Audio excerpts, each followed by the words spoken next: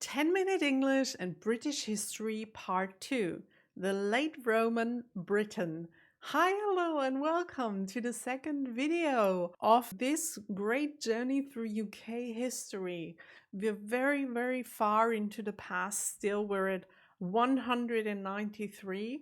Is that even how you say that in English? This is the year that we're in currently. And thank you so much to the channel History Matters for this series. It is such a cool series. I feel as if I am really informed after watching one of your videos, even though before getting into this, I had absolutely no idea what I was getting myself into. The very first video that we have watched last week started way back in time, and now we're slowly making progress into the future. We're still very far away from where we are nowadays, but we're getting there. And in the last video, the end of it, we've talked about the so-called early empire and the so-called late empire, whatever that means. And somewhere in between the year 193, something has happened that caused this break. So I guess we're gonna talk about this today. And we're gonna jump straight into the video. Before we do though, please give this video a like and subscribe to the channel if you're new, and maybe you can hype it up on your mobile phone, because this is still a small channel and I need your help to grow a little more. Thank you so much in advance. And now we're jumping straight into the video. 193, and Septimius Severus has just defeated his rivals and brought an end to the civil wars which were a part of the Year of the Five Emperors. He was the first emperor of the Severan dynasty, and this dynasty saw a shift in how powerful the military was. During the Severan dynasty's rule, senators in Rome were sidelined in favour of generals called legati, who were now in charge of running many aspects of the empire. During the turmoil, Britain, or Brittania as it was known then, was subject to raids from north of Hadrian's Wall, so Emperor Severus paid a visit to Britain in 208 in order to conquer Caledonia once and for all. His arrival meant that Londinium and Eboracum underwent major public works so that they could house the emperor and his imperial government. Severus went north, strengthened Hadrian's Wall and went campaigning in Caledonia. Despite heavy losses, Severus was victorious, and by 210 he'd expanded Roman control to here. Wow. Roughly 5 seconds later, the Caledonians revolted against Roman rule, and Severus prepared another campaign but fell ill shortly after it began. He returned to Eboracum and died in 211. He was succeeded by his sons Geta and Caracalla, the latter of which continued campaigning in Caledonia but eventually withdrew. Caracalla's campaign would be the last time Rome would advance beyond the Antonine Wall. Geta and Caracalla ruled as joint emperors, but Geta found himself somewhat murdered before the end of their first year, and the empire went to Caracalla. I'm sorry, I'm not laughing about the fact that somebody died.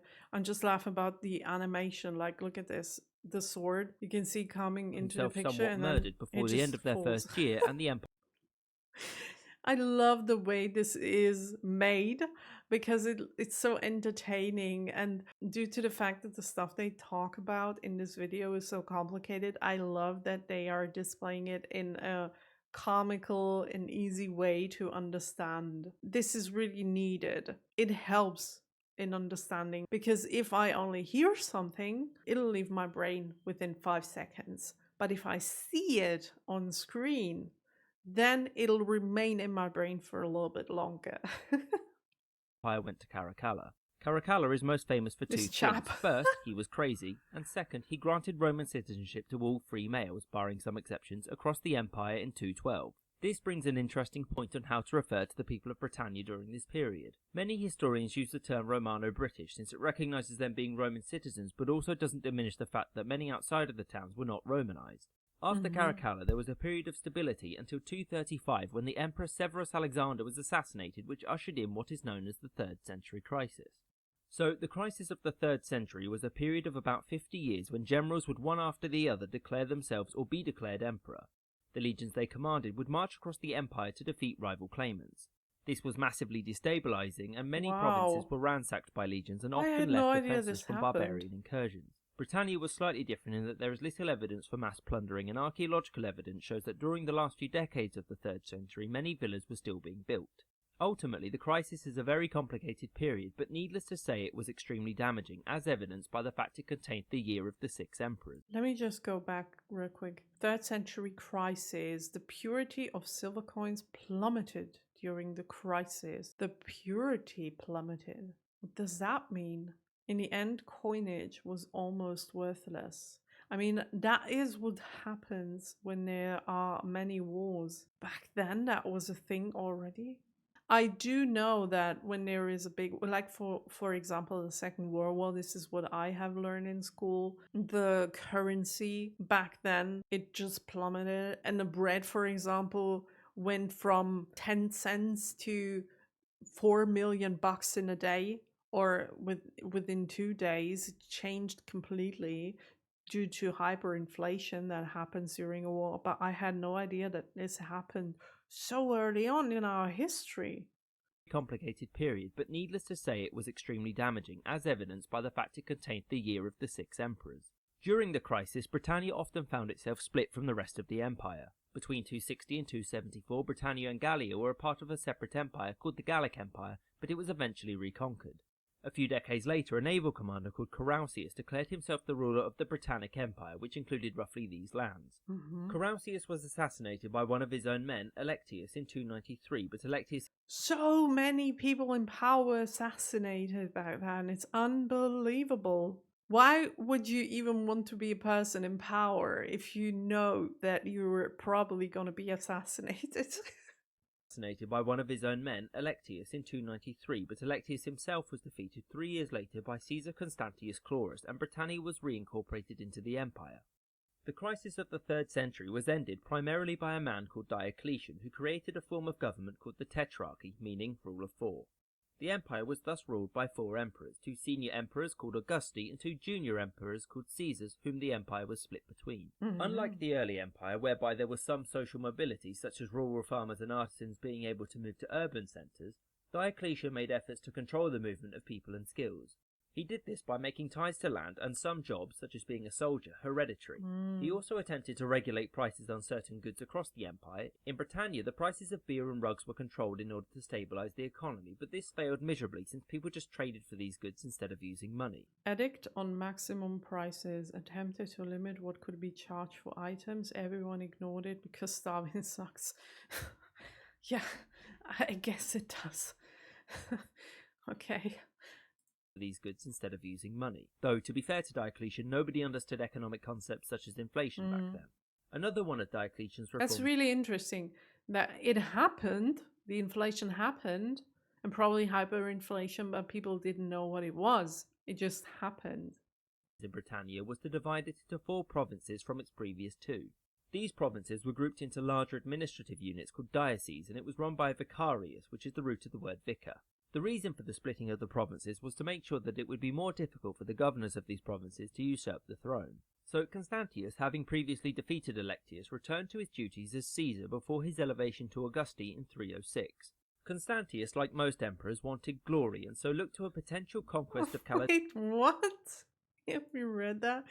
Things I want, glory, and someone to invent the milkshake. Okay. I would have wanted the very same. Like, I would have wanted someone to invent the milkshake. But, I mean, refrigerators weren't the thing back then, so it would have been very difficult to do that. And so looked to a potential conquest of Caledonia to provide it, because all of the previous attempts had gone so swimmingly.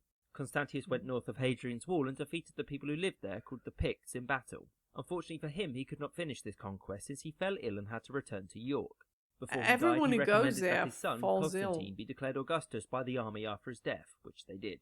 It was easy for Constantine to be accepted as emperor because, much like during the reign of Septimius Severus, the Roman government had travelled to Britannia with Constantius. There was one problem with this, though. There was already an agreed successor to Constantius, Flavius Severus, who was murdered in 307.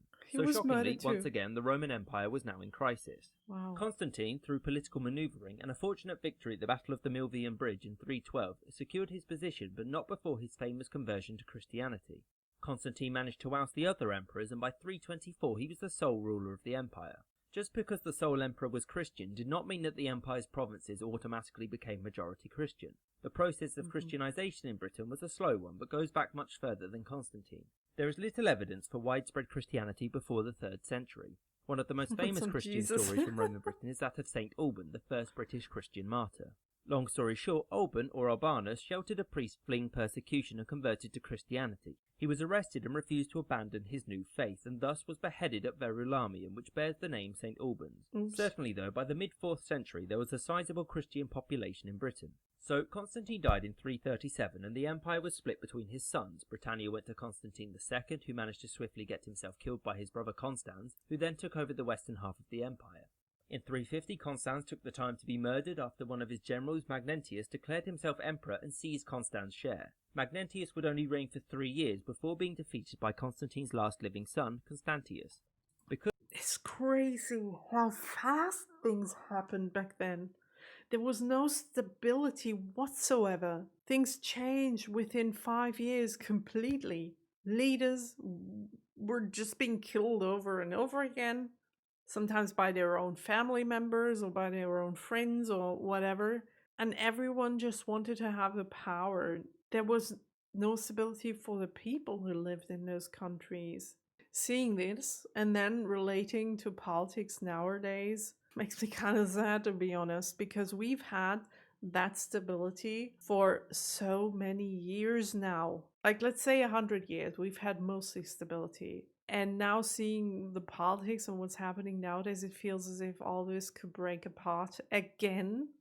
And we're just about to repeat history over and over and over again. That's very unfortunate, to be honest. It makes me kind of sad. Magnentius would only reign for 3 years before being defeated by Constantine's last living son, Constantius. Because Magnentius had the support of Britain and Constantius believed many of his supporters had fled there, he ordered that they be hunted down. The man ordered to do this was a civil servant named Paulus. Paulus earned the nickname Catena, which is Latin for chain. This was due to Paulus's penchant for chaining suspects and dragging them through the streets. Paulus was only tasked with hunting the supporters of Magnentius, but quickly began to prosecute notable families on trumped-up charges. Those found guilty were imprisoned, exiled, tortured, and notably had their property taken from them. An important side effect of the destruction of many wealthy families meant that public works such as city walls, roads, and temples were much less likely to be undertaken. Another major destructive event for Britain occurred in 367 in what is known as the Barbarian Conspiracy. This was a well-planned series of simultaneous attacks by different groups of people. Britannia was attacked by the Picts, the Atticotti, no one knows where they came from, and the Scots, who were from Ireland or Hibernia as the Romans referred to it then. Gaul was also attacked by the Franks and another group of people called the Saxons, who will become important shortly. These attacks, despite their ferocity, were thwarted by the general Theodosius, who subsequently oversaw the rebuilding of Britain's defences. Over the closing decades of the 4th century, Britain was involved in another imperial crisis. Shocking, I know. This was when a Roman general called Magnus Maximus defeated the Picts and declared himself emperor in 382 because everyone else did it, so, why not?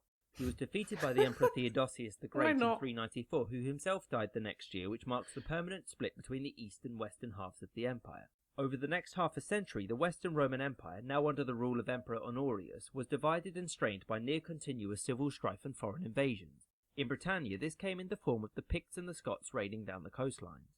Much of what happened during the early 5th century is hard to determine, but it is certain that Rome, more accurately Ravenna, which was now the capital, began to lose its grip on the provinces, including Britannia. Oh, wow. After 402, there is evidence for a massive slowdown in the imports of coinage from the rest of the empire into Britannia, which means that the soldiers and civil servants who worked there were being paid from local sources and not the central government.